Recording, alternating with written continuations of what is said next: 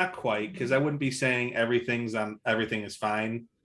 Um, I don't know the analogy there. Maybe I'd just be saying like what fire? Deflecting. Matt, you're a great leader.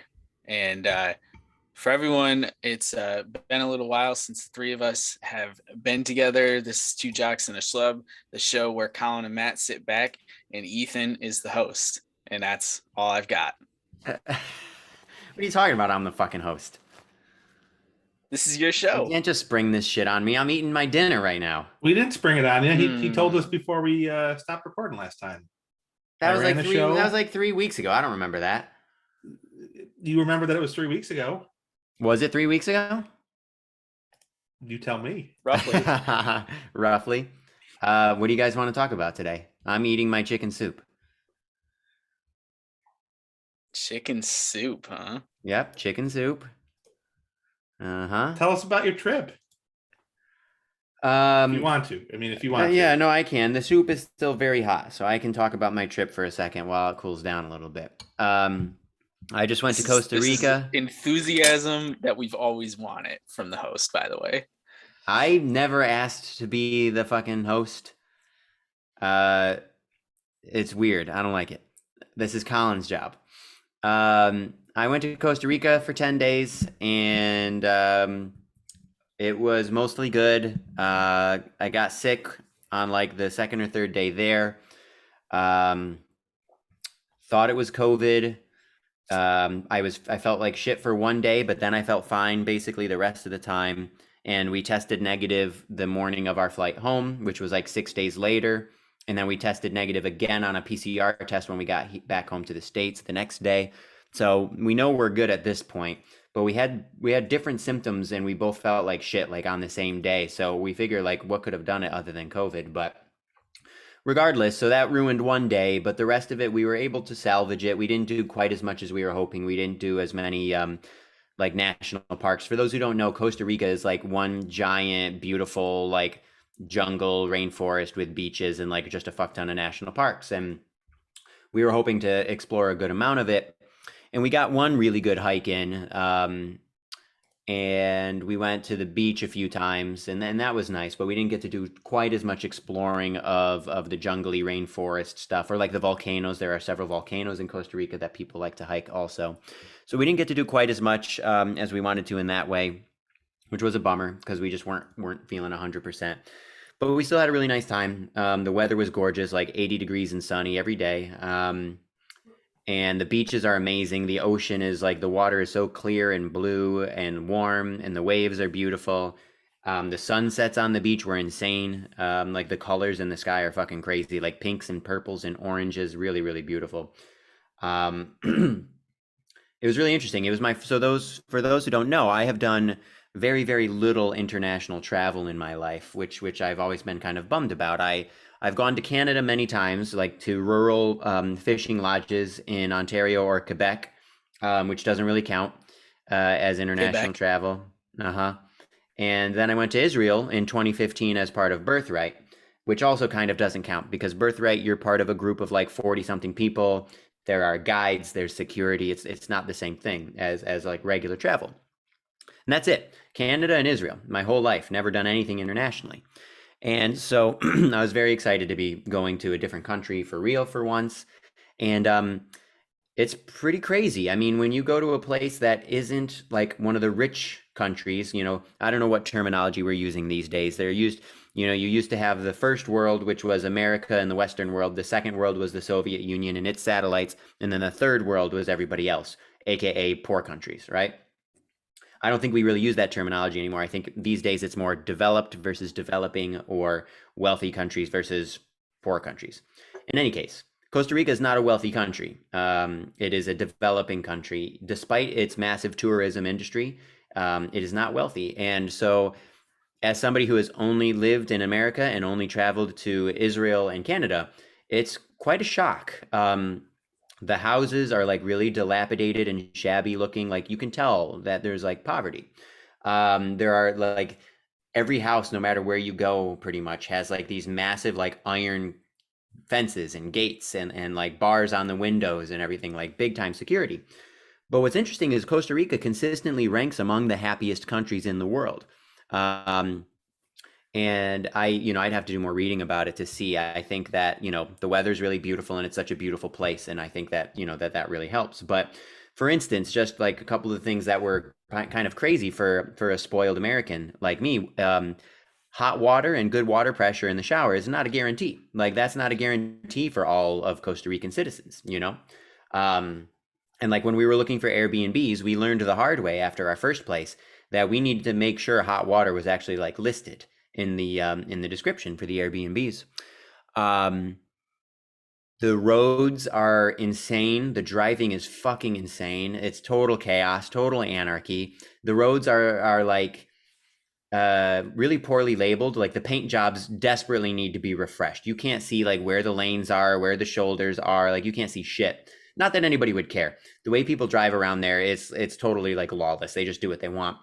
And what's insane about it is you have cars who are going to do whatever they want, but then you also have a fuck ton of pedestrians. They do whatever they want. Like they don't do crosswalks. Crosswalks are not a thing there. Like except for in couple spots, but not many. So pedestrians kind of just do whatever. Then you have a ton of people who bike and a ton of people who do like scooters and motorcycles. And the bikers and the scooter people and the motorcycles, they also just do whatever they want, just weave in and out all the time, whether you're on the highway, whether you're in like the dense beach town, whatever.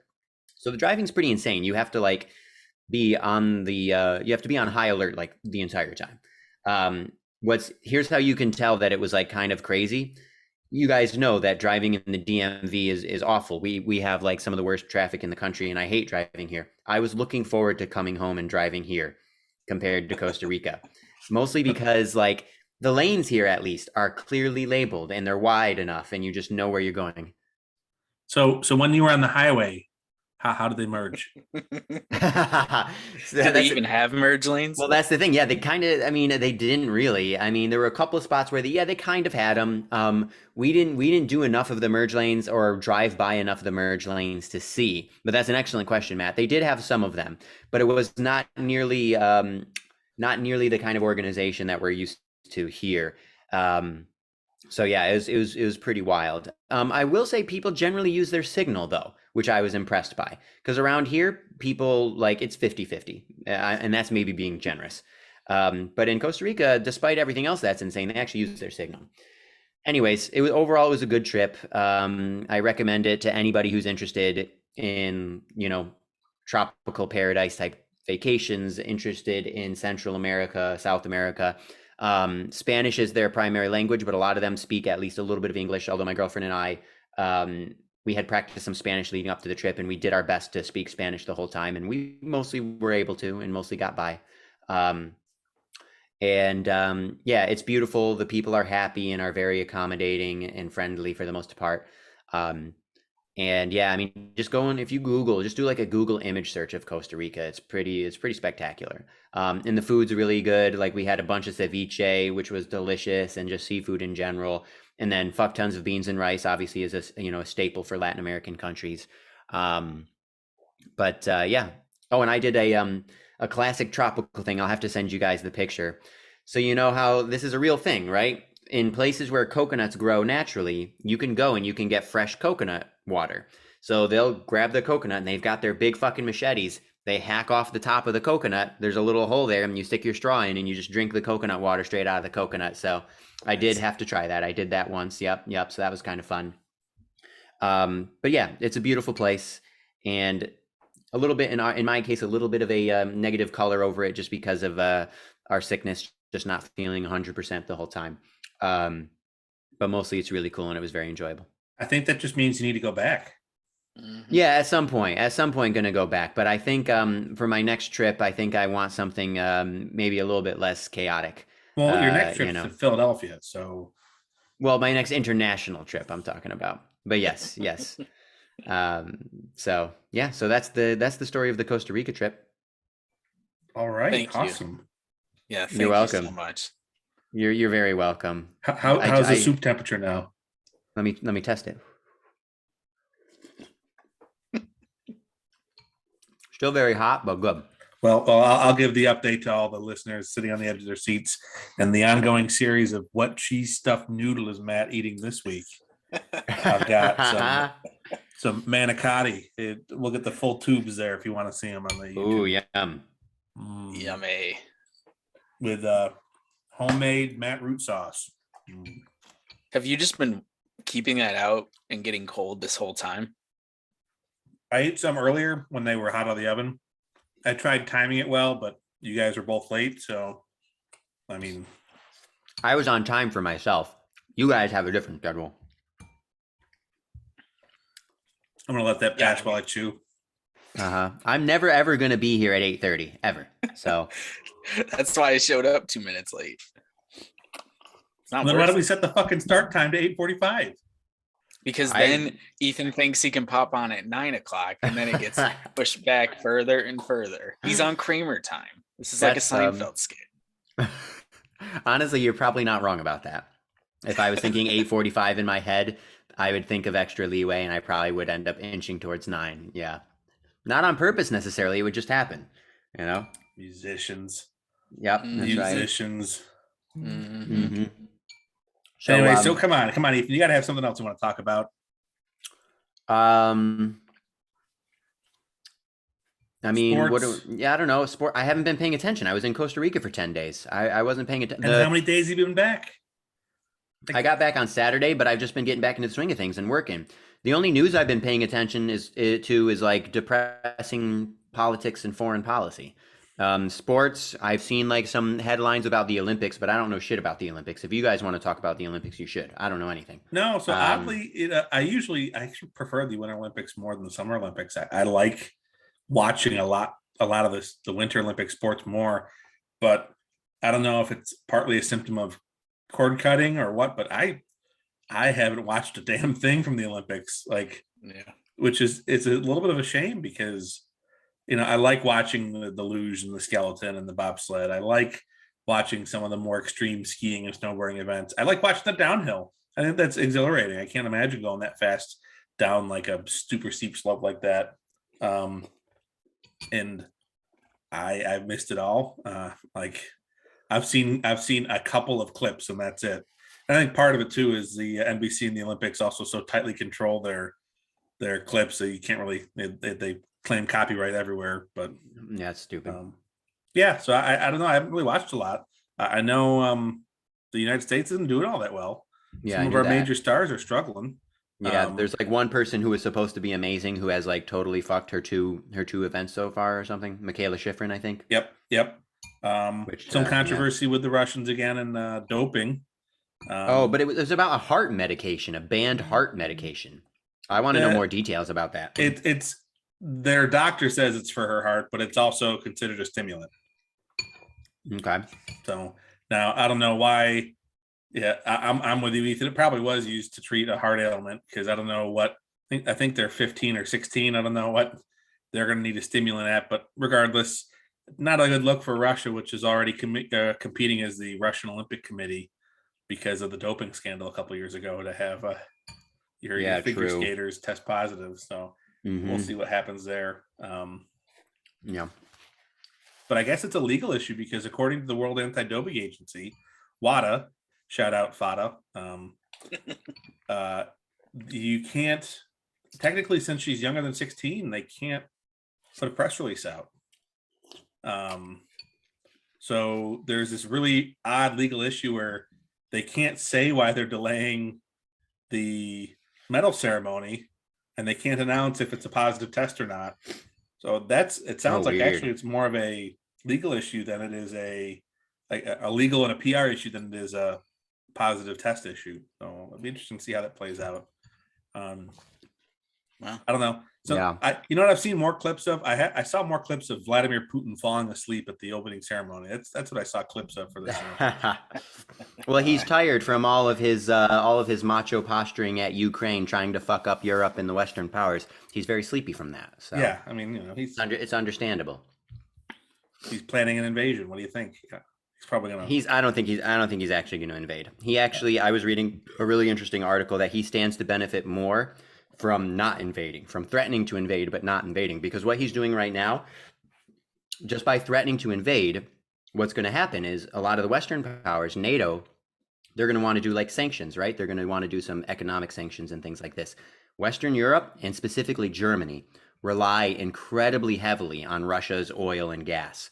So what you're going to end up getting potentially is you're going to have certain countries who are going to be like, oh, sanction, we're not going to buy anything from Russia anymore. And Germany's going to be like, we like rely entirely on them for our oil. So we need to keep buying. So he's like sowing discord in NATO by not even invading.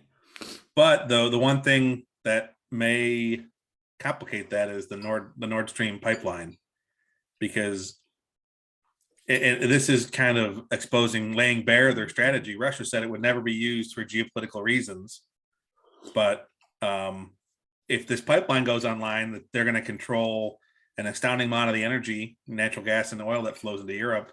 And you guys know as much as I do that they would cut it off at the first instant. It's a strategic and a geopolitical advantage. So, of course it is. They're trying, if I were the U.S., I would try and leverage the situation to block that, because it would give them so much control over what's going on.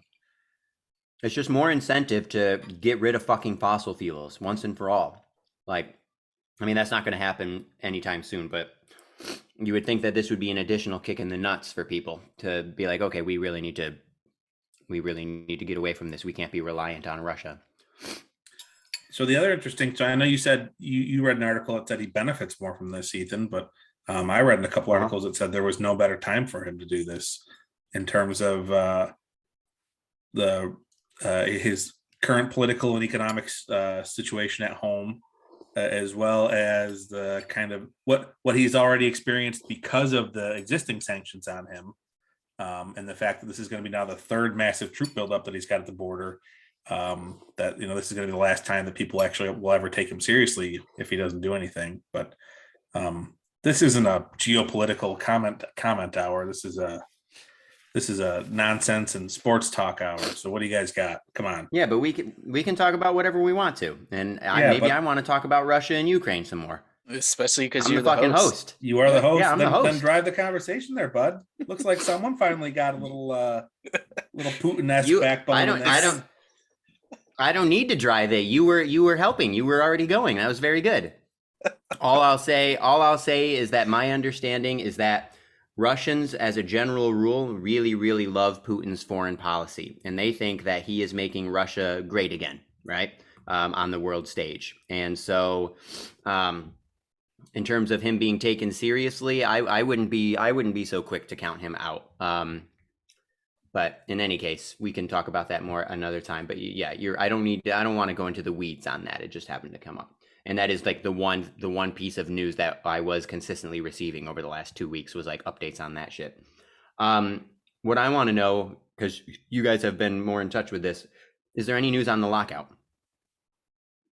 A little bit. Tomorrow. A little bit. What's tomorrow? What's the little bit and what's tomorrow? So MLB, excuse me as I'm eating, they issued a proposal to try and move the negotiations to arbitration, to which the players said, absolutely fuck no, we're not going to do that. You are not negotiating in good faith.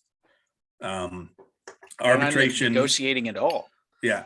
Arbitration is for the owners in the MLB is like a slam dunk for the owners to come out and win this thing. Based on the arbitration process, they would have the bulk of the power.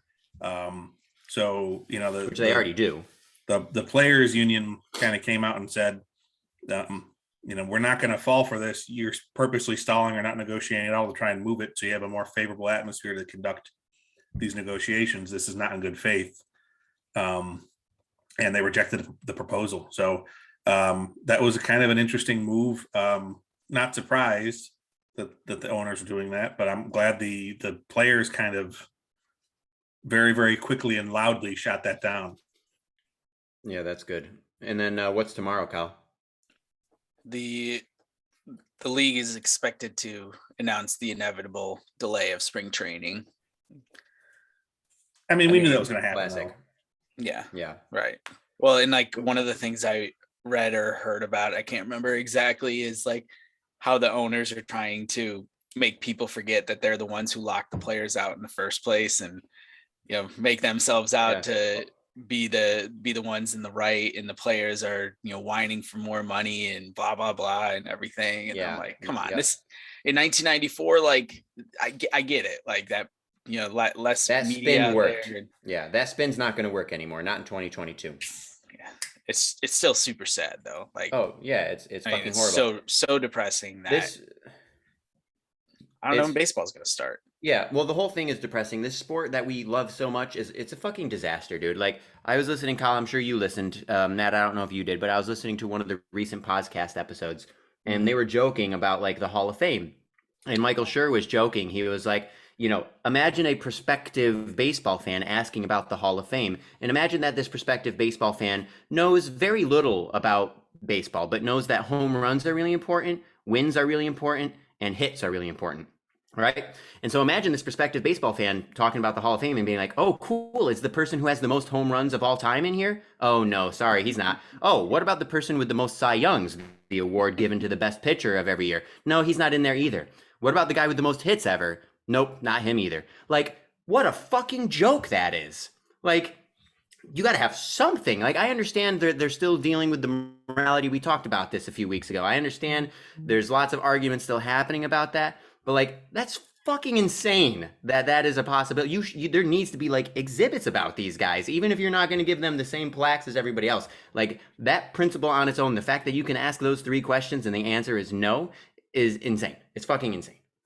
Yeah. And then I saw this headline. You said that wins are important.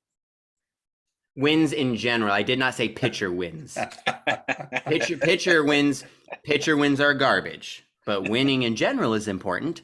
And then I saw this headline. I didn't get a chance to read about it. I wonder if you guys did. MLB's not going to test for steroids anymore. What is this? So like no, they can't. Right that was now. the headline. They can't. It's so the headline is the MLB stopped. Headline. The MLB stopped testing for steroids. Okay. Because it's the headline. It's because it's part of the past CBA agreement, which expired. Oh, but as soon as the new one is signed, so any Major League Baseball player who thinks they can get away with taking steroids right now and isn't going to get caught like the first day that this lockout ends, like they're stupid if they're buying that clickbait that social media is putting out there. That's hilarious. Okay, yeah, I didn't have time to look into it, but yeah, that's some shitty fucking clickbait. That's stupid. Yeah, that's all it was. Yeah, for sure. Yeah. All right, Post on the move. Give me 1 second. I'm gonna try and refill my soup without unplugging my whole apparatus here. So, do you guys know there's a really famous old skit from SNL where Michael Myers played this old Jewish woman who was a talk show host named Linda Richman, and he'd get really sad and he'd go, "Oh, I'm verklempt," which is like being sad, and then he'd be like, "I'm verklempt. Talk amongst yourselves." Do you guys know that skit? It's a very famous skit. Neither of you do. Of course you don't. You guys are fucking dunces. Anyways, talk amongst yourselves while I get my soup. We're dunces. Oh man. This has been a disaster as we expected. Yeah, listeners, I'm sorry. All 3 listeners out there. This is solely Ethan Ertz's responsibility. He's playing this off as a smooth operator that that he forgot, but he probably remembered completely. He's got a great memory for things like for podcasting and baseball and music. Ethan's got a great memory. I never ever claimed to have a good memory about podcasting. Ever. Some may say he has the best memory out there, the best. Yeah, guys, man, this is just a train wreck. I don't know what the fuck you guys were expecting. Hey, you want to go to the nuclear topic right now? What's the nuclear topic? His initials are tuberculosis, and he plays in Los Angeles. Odell Beckham Jr. Tuberculosis, TB. Tom Brady? He doesn't play in Los Trevor Angeles. Bauer. We haven't thought about that in ages. We haven't talked about him. He doesn't play though. Period. That's what confused me. Well, okay, Mr. Mr. Semantics. No one plays in Los Angeles right now because of the fucking lockout. So yeah, but he's on the ineligible list. Yeah, but he played for half the season. He played 82 games. So you shut your trap. Ooh, I'm getting fired up here. All right, we can talk about Trevor Bauer in a minute, but first, tell me what you guys are drinking. We didn't do that yet. Oh well, you took so long that I actually missed the first one. It was an other half Sand City collaboration, triple dry hop for their anniversary. Now Sand I'm moved City. to something lighter, which is a Czech Pilsner from up in New Hampshire called Alexander. So Nice. we're landing the plane softly tonight. Interestingly enough, I was talking about how Costa Rica consistently ranks high in the list for the happiest countries in the world, right? So like the top 20 is pretty much always like the rich Western countries, right? Western Europe, the US, and Canada, with a couple exceptions. Costa Rica is one of them, and the other one, Czech Republic. Now, I know that the Czech Republic, from watching an Anthony Bourdain episode over there, the Czech people, they think that they have literally the best beer in the world. Like they take a lot of pride in it. So I wonder if that's their reason. I wonder if that's why they're in the top 20. Their beer is just so fucking good that they're very happy. I mean, the Pilsners are named Pilsners because they come from the Pilsen region of the Czech Republic. So they got at least one style named after them. But I don't know. I wouldn't say the best, but I mean, I'd say they have very good beer. I mean, that's what they think. Yeah, well, they can think that. Yeah. Yeah, I know. To all of our Czech listeners, I would love to come and visit you guys and drink your beer. I love you guys, and you guys could lecture me when I come and visit. All of you Czech listeners. In fact, send some to us. Send us a little gift bag of some of your beer, and we'll review it on the podcast. I have to say my favorite beer that I'm drinking now in the city of Philadelphia is a Czech Pilsner. It's called Czech 10 from Human Robot Brewing in downtown Philadelphia. Oh yeah, Human Robot's the one you're really liking, right? Yeah, went there for their anniversary this past weekend with my brother. Nice. It also happened to be his birthday, so it was great. Do they have food there? Yeah, they got a sandwich shop. Should we go on Sunday next week before the concert? If you get in town early enough, yeah. Well, when do we need to leave? Matt, That's what I was asking you. Matt, you better tell him like 3 hours before you. Well, no, I'm trying to get him to come up on Saturday. He's like, "What time does the concert start?" I'm gonna get up there right beforehand. Okay. All right. So first of all, Matt, I'm glad you did that because that reminded me of something I wanted to bring up tonight. So, but first, Saturday I have a recital during the day. We have our recital where our students are playing. So that's Saturday morning and afternoon. I don't know if I'll feel like driving up after that because I'll probably want to spend the night with my girlfriend that night and then come up on Sunday. But domesticated now. I'm domesticated now. But I love the fact that you did that voice because on this trip to Costa Rica, Colin will not be surprised. It was very warm during the day, but occasionally at night, if there was like enough of a breeze, the sun's down, if there's enough of a breeze and the temperature's gone low enough, I would get a little chilly, as I am wont to do. And so I told my girlfriend about this, how without fail, if this ever happens when I'm with Colin, and this has been the case for years now, if I'm ever with Colin and I get chilly and I say that I'm chilly, he immediately will go, I'm chilly, immediately, always. And he does like a specific voice, exactly like this nasally, whiny kind of voice, right? And Matt, you didn't exaggerate it as much, but what you just kind of did was pretty close to that. So I don't know how to feel about the fact that whenever my friends do impressions of me, it's like incredibly nasally and whiny. I don't know. I wasn't trying to do an impression of you, Ethan. I was trying to do an impression of the Polar Express kid. Okay, perfect. Yeah. Oh man, that kid's the best. I love him. Were you gonna say something, Matt? Oh, so Poe's Sandwich Shop. Yeah, great sandwiches. Oh, yeah. Hot and cold sandwiches. Good French fries. Okay, so maybe we go there. I got one called the Wookie, which was like chicken cutlets fried up with like ranch and blue cheese and hot sauce. Ooh, that sounds good. Very good. Okay. Scallions or something. It was really good. Is it easy to get in and out of the brewery? Like, would it be a huge hassle to go there before the show, or would it be doable? It's probably 20-25 minutes from the place. Okay. So maybe not ideal. Okay. No. Yeah, no worries. I was just curious. Kyle, what are you drinking? It's from Lazy Hiker, brewing company. It's a Trail Candy Tropical IPA. I purchased it when we were in Boone the other day for our little half day getaway. It was probably closer to like maybe almost a full 24 hours. No, maybe, yeah, actually it probably was exactly 24 hours we got away. That was it. It was only 24 hours. Yeah, we left like after work on Monday and we got back at like 3 o'clock on Tuesday, somewhere around there. Did the contest require you to take it on a weekday? Because that's like, Yeah. kind of, oh, that sucks. Yeah, that was the hardest part. And the other thing was, I mean, before we had moved our Mexico trip, which we were supposed to be gone the same time that Ethan was,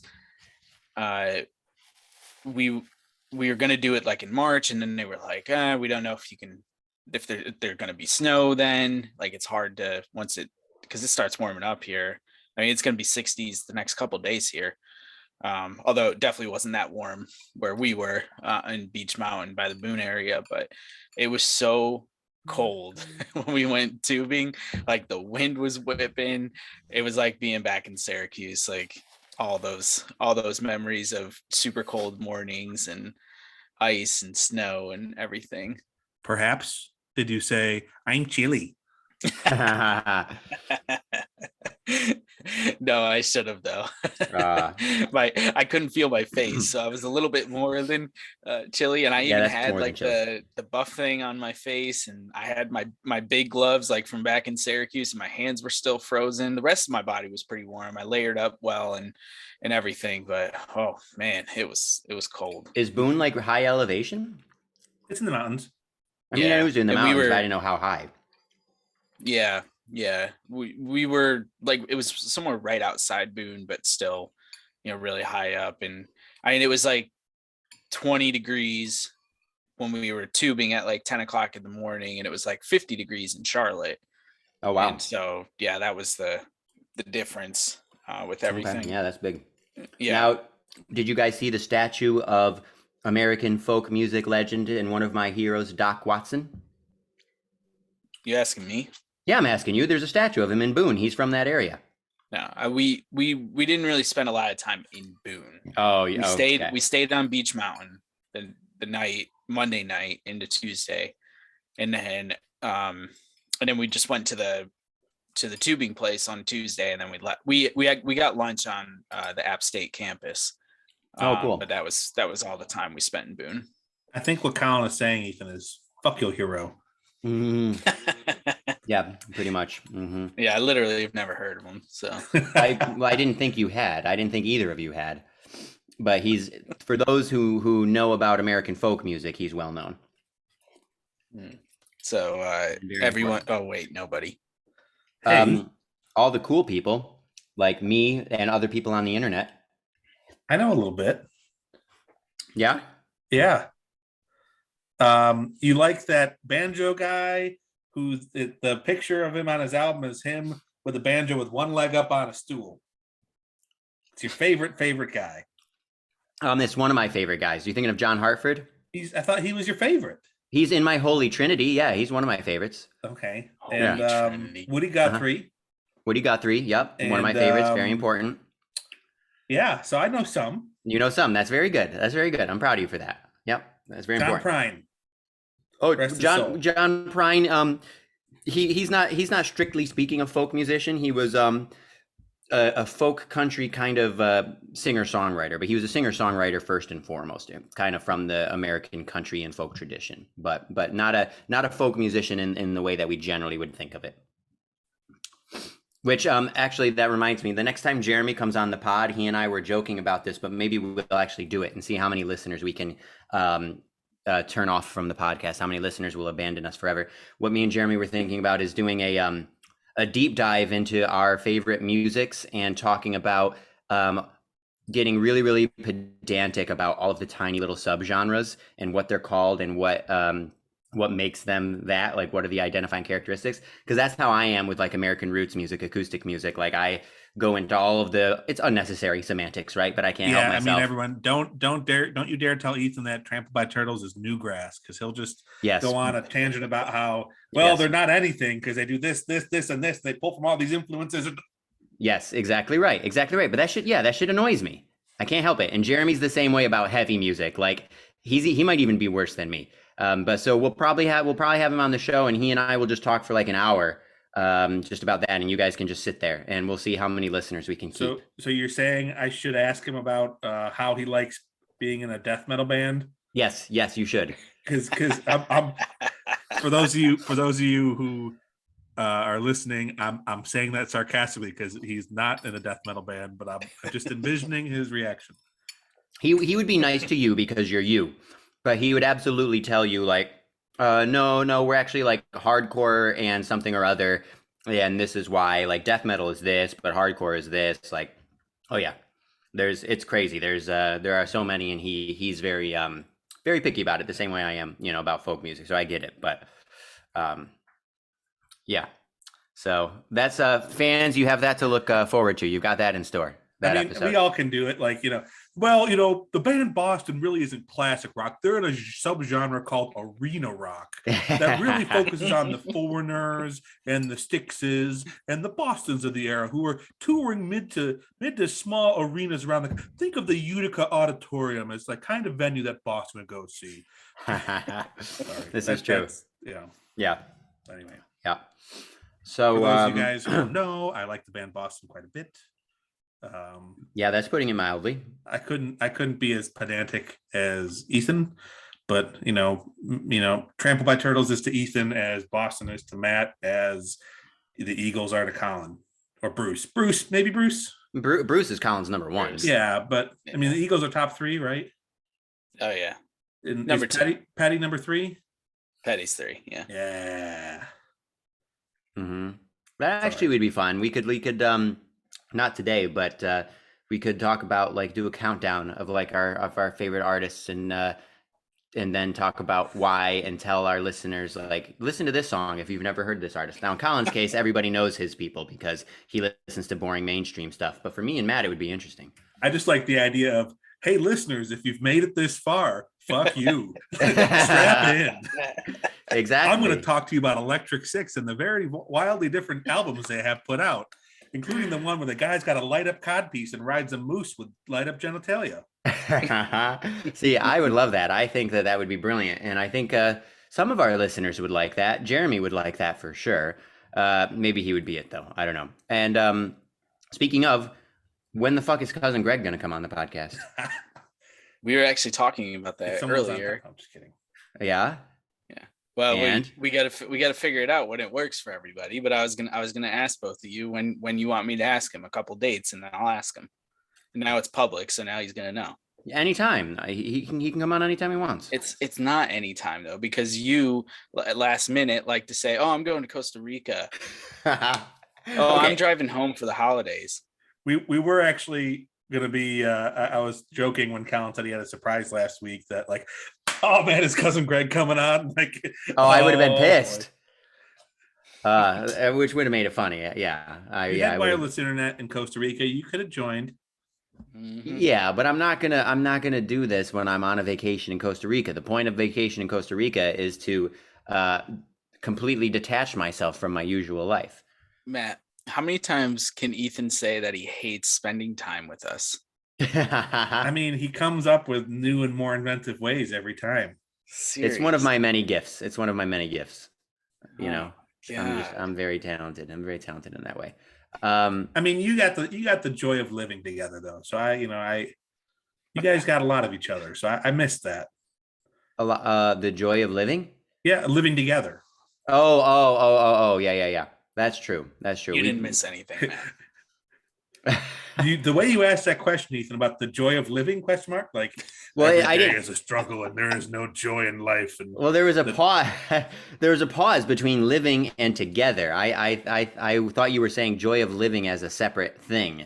I didn't realize living and together were connected because there was a little bit of a pause there. But yes, I mean, I'm happy to talk about the phrase joy of living and why it's a bunch of fucking garbage. I mean, I can talk about that.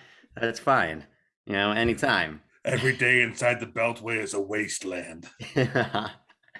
I mean, just that the universe is an uncaring, unforgiving, incomprehensible entity, and nothing that we ever do or ever will do is really going to matter in the grand scheme of things.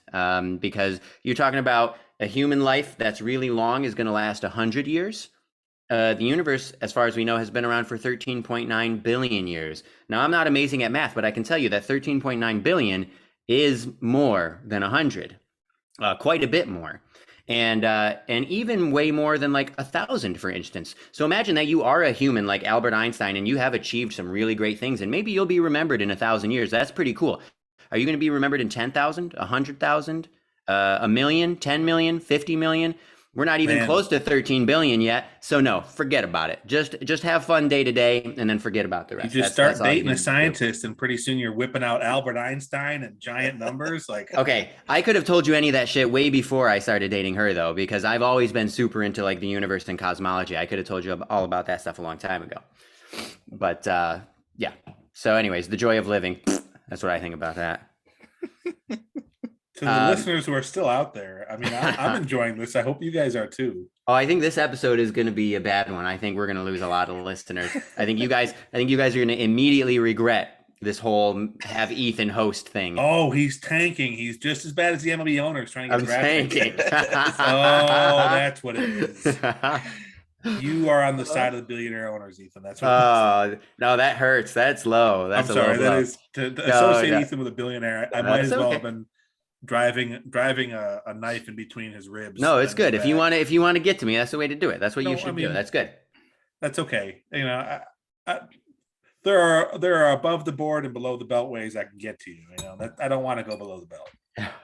I don't mind.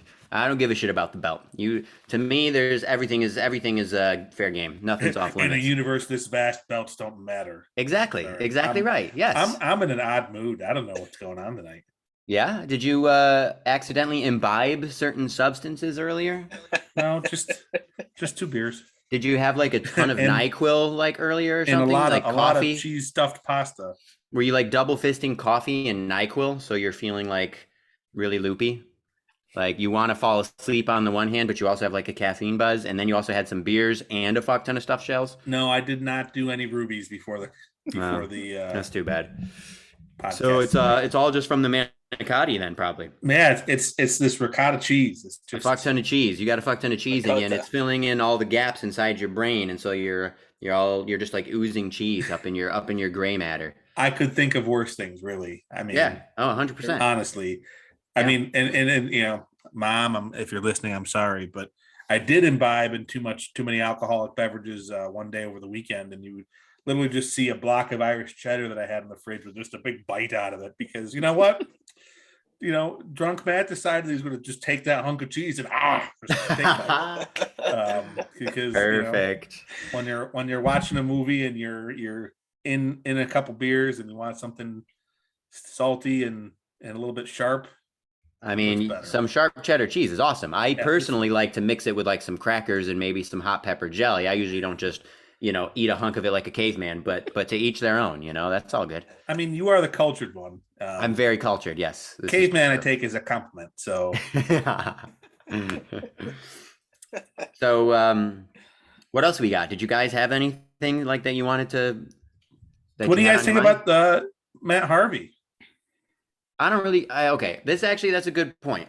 This is actually interesting to talk about because I had forgot about this, but I want to know what you guys think. So, for those who don't know, Matt Harvey is a baseball pitcher, and he was really good for a couple years, like at the beginning of his career, and he was kind of a hot shot, but he fell off really quickly, and he has been struggling to stay in the league ever since. Really, he's been very mediocre at best.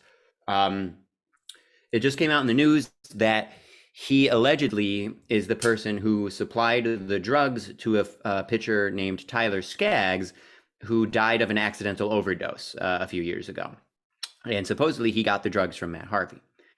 And so now what's going to happen, I assume, so Matt Harvey's going to have to go to court and like testify about it and all of this. I'll be curious to see how it plays out. I haven't thought about it a ton. I don't know how I feel 100%, but I don't know. I guess it depends partially on how much Harvey knew, but I doubt that he knew that the drugs he was giving to Tyler or selling or whatever were laced with whatever they were laced with. Was it fentanyl? Was there fentanyl involved in this one? I know that's involved in a lot of overdoses, but I don't know if there was in this one. I'd have to go back. Okay. In any case, yeah, look it up. In any case, it seems unlikely to me that Harvey knew that these drugs were going to be laced with something that could fucking kill this guy. And this happens a lot now, right? Especially because of fentanyl. There's tons of accidental overdoses all the time. Now, as far as I'm concerned, there are people you can punish, and that's the people who are like producing the fentanyl and actually doing the lacing of the drugs. But the dealers, there are probably many dealers, probably most dealers, they don't fucking know. They have no idea. That's the whole goddamn point. Like, that's why this is all so scary and crazy. They don't know that there's fentanyl in the coke, in the heroin, and whatever that they're dealing, that they're doing. And so this idea, I bet you that there are probably people all in an uproar, like, oh, Matt Harvey, what a piece of shit. How could he? Do you really think he knew? I mean, maybe we'll find out he did. And in that case, okay, we have to reconsider what we're thinking about this. But this idea of blaming the person who sold the drug, assuming that it was unknowingly containing something really fatal, to me, that doesn't fly. Like, that doesn't make any sense. If you knew about it, okay, that's a totally different argument. But assuming you did not know, like, I don't know how you can be held to blame. You didn't make that person do the drugs. Like, they fucking did the drugs. Like, you didn't make them do it. Yeah. But I'm very curious what your guys' impressions are on all of this. So the pink pills that he got from Harvey were legitimately manufactured oxycodone. Okay. So Harvey did not provide him with fentanyl, but the blue pills, which he took, he said 2 blues and a red, or 2 blues and a pink, that may have been laced with fentanyl, and that's what they're looking at, prosecuting someone for distributing or trafficking fentanyl. And what were the blues? Like, what were their? Do we know what the main drug was that they were? Oxycodone. The blues were also. Oh, excuse me. No, sorry. I don't know what the blues were. Okay, because what I would like to know that, because on the one hand, like, yeah, obviously, if you can prosecute somebody, if you can find out who knowingly like laced this shit with fentanyl, yes, get them. But if you don't know, I don't know what you can do. And then if these blue pills are something equally strong, like an equally strong fucking opioid or some sort of drug like oxy, like, you're a fucking idiot if you take 3 opioids at once. Like, these drugs, yeah, like, these drugs are insanely strong on their own. And Skaggs, did he have alcohol in his system? Was that part of it? Yeah. Like, I'm sorry, like, no, I don't necessarily want to like disrespect the dead or whatever, unless it's a horrible person, then who cares? I'm not trying to like disrespect Tyler Skaggs, but like, and we got to find out what the blue pills were. But taking even 1 opioid and drinking is already fucking stupid. Taking an opioid plus 2 other pills, we'll find out what they were, hopefully, and drinking is extra fucking stupid. Like, I get Ethan, but I also want to be careful about blaming the addict. If he was an actual addict, sure, yeah, we don't want to blame the addict. I don't know that he was, right? And if he was an addict, of course, yeah, we don't. Addiction is like a serious disease, and America is woefully inept at dealing with addiction. Yes. In fact, addiction here is like criminalized. It's really disgusting. We're a really backwards country as far as that is concerned. So I'm totally with you. Like, if it turns out that he was an addict and everything, of course. But I feel like three pills and booze is.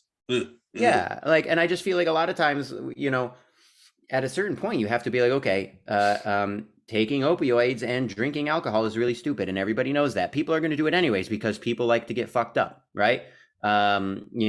People throughout history have accidentally overdosed because they were like Chris Farley. They were doing speedballs, right? They were doing heroin and coke at the same time. Obviously not very bright, right? But people like to get fucked up. And in his case, he was an addict, right?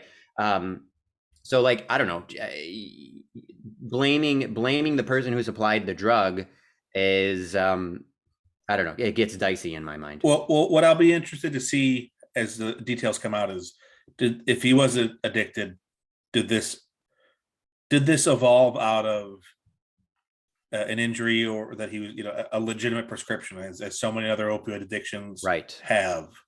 That would be really interesting. It started as a legitimate prescription that most likely shouldn't have been prescribed, but it was pushed for one reason or the other. And then you either have higher and higher doses, or you have suddenly someone not being able to get that prescription and switching to something stronger, like heroin or fentanyl. And then you have even more. I guess I'm basing a lot. I'd recommend, there's a book out there called Empire of Pain Yeah, the about Sackler family. I was going to mention that. yeah. I would highly recommend that because that kind of colors a lot of my thoughts, and I believe we've discussed in the podcast before, but it was well done. But yeah, regardless, it was the tragic death of a young pitcher. Yeah, he was like 29, wasn't he? Yeah. So, yeah. Kyle, you got thoughts? Yeah, I mean, I a lot of what you all already said. I mean, I agree with. I guess the thing I wonder about is like how many big time people need to die this way for like there to be a recognition that it seems like to me like some of the common themes is like isolation and like mental health plays into the people who end up overdosing. And like a baseball player, for example, I mean you're especially these days you're spending a lot of time in hotel rooms like all alone and everything for 100 and what's it 162 games in 180 days or something like that is a major league season. That doesn't count spring training or the postseason. Like Yeah. It's fucking I grind. just and it's just like it's sad because it's like every time it happened to Tom Petty, it could have happened to Bob Saget. We'll find out eventually. Breaking news: Bob Saget was head trauma. Head trauma, really? Yeah, literally, like When just did that came out like earlier. Literally tonight. what? Bob Saget died from head trauma. Oh, you're saying from earlier today? Yeah, it just came out. Oh Okay. wow. I wonder 56 seconds ago. Oh Jesus. Okay. Breaking news here on the podcast. Yeah, exactly. I shouldn't get that excited about Bob Leave Saget's it. death. Leave it to two jocks and a schlub. Always breaking the important news stories. Right at the moment. Yeah. Interesting head trauma. Wow. Okay. Yeah. I don't know. That's the only thing I was thinking. Like in addition, though, is like how do we help people? Like I feel like the world is just getting more isolated, even though we're severely overpopulated and everything, and like there's more people with mental health issues than ever before, and like you turn to drugs and alcohol, like in a lot of those cases, to make yourself feel better, and ends up turning out pretty bad, obviously. And I especially if you're like an athlete, like there's that extra layer to maybe they were pain pills, and things like that, just trying to get through again the grind of 162 games in 180 days. Like you throw in that layer to it all. That's what happened to Tom Petty, actually. Even he had a like a back injury or something, and so he was on some type of pain pills, and then he whatever he did, and he OD'd. And it's just super sad. Like it's awful. It's preventable. And like you were saying, Ethan, the way that people look at addicts and treat them and everything, it's just so like a lot of things in this country, it's pretty sad and messed up. But yeah, and I don't see you were asking like about how many like especially big name type of people need to die of something like this for like a real change to happen, a real reckoning. I don't think it happens as long as the ruling class keeps getting really rich and they keep giving their donations to their politicians who are in their pocket. And I don't see that stopping anytime soon. So I don't think anything serious will be done.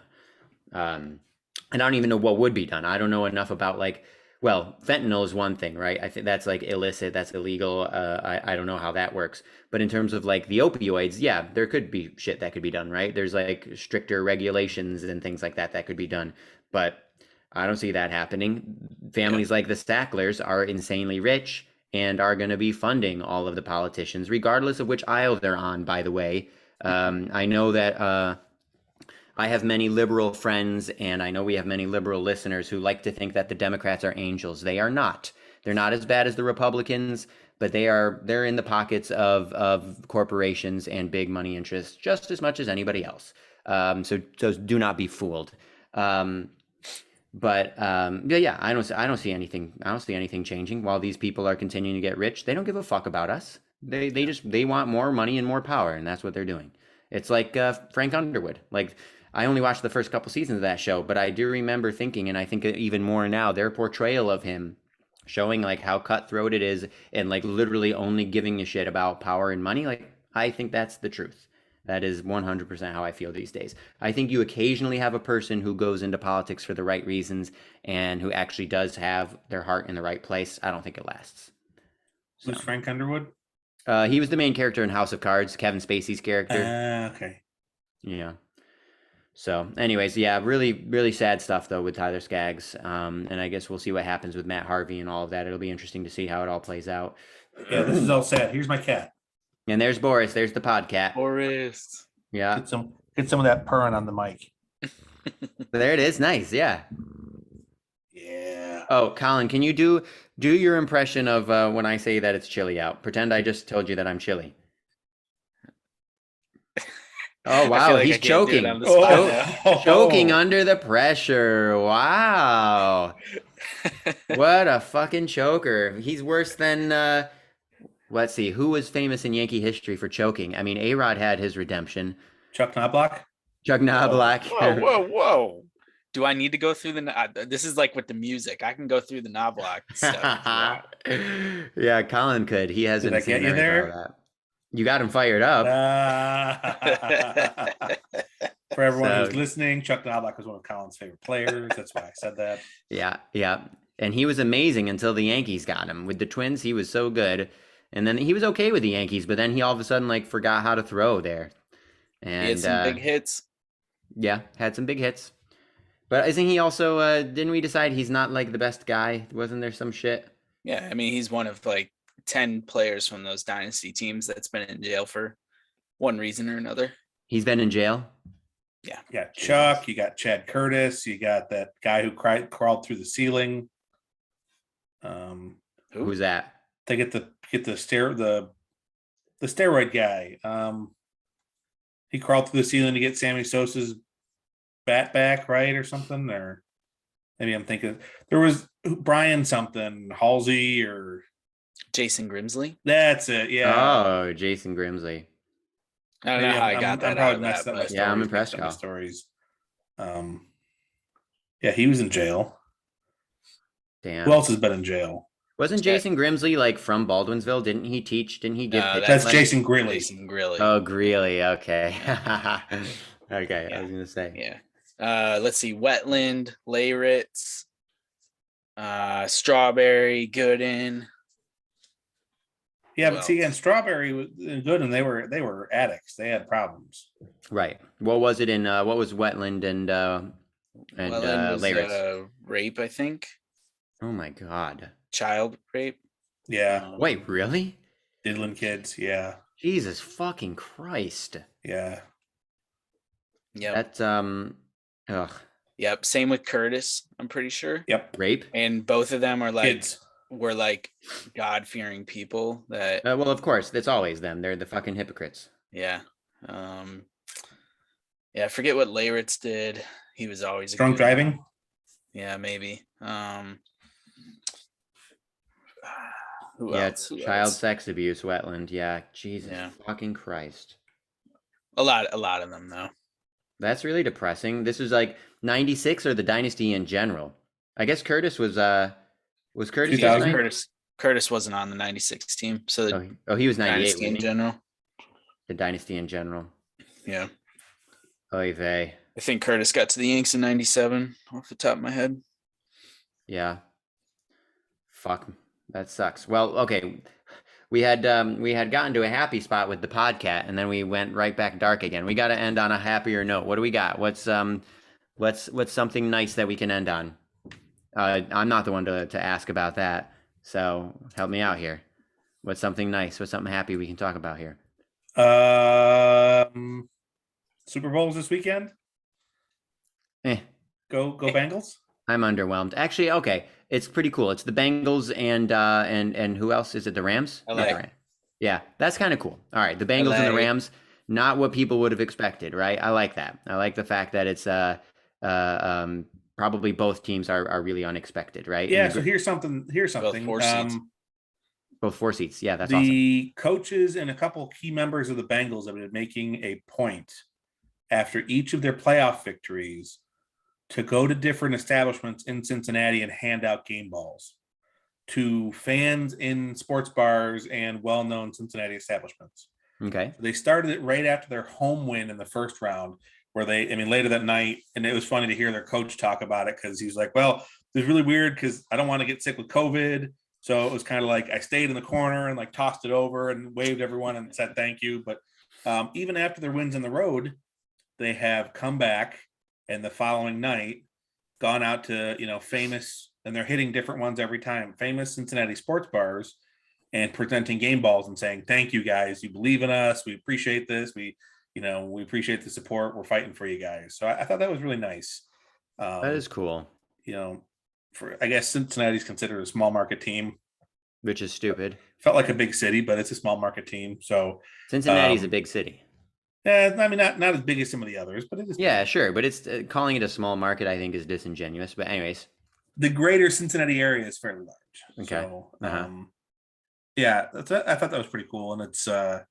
I'm sad this happened the year after I left, but it's been nice to see that city get some positive positive vibes from the football team, because the baseball team got close, but not quite. And what do they got? They don't even have an AHL hockey team. They've got an ECHL hockey team called the Cyclones, which is one level. It's like AA hockey, guys, for those of you guys who don't know the ECHL.